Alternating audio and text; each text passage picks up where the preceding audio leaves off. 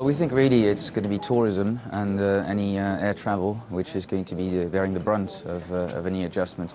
In economies like France, we're talking about 2% of GDP, and employment is slightly more large in terms of 7 or 8% in terms of total employment. So the longer the situation persists and the more repeat attacks we get, the more negative it will be for the trajectory of the economy. But at this stage, I think we're talking rounding error. There is clearly more spending on the security element of things. So it's really a downside risk to Q4, but I'm not really sure that it warrants any significant revisions to forecasts.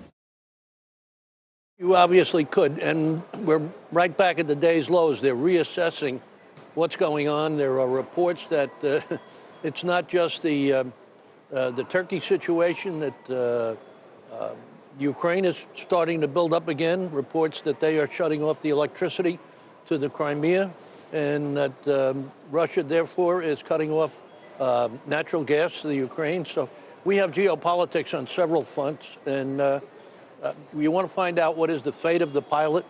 The worst possible thing would be if he were to fall into the hands of ISIS. So why is it worth only 0.5% on the Dow so far?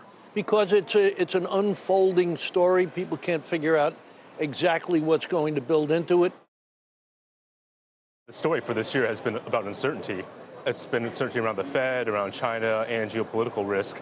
And I think the story around today is that geopolitical risk has been something with us for the last 15 years, whether it's Crimea or Afghanistan or Iraq. And the most important thing over the last 15 years has been to focus on the economy and focus on the markets during that time, and to not get out of the markets just because there's uncertainty in the world.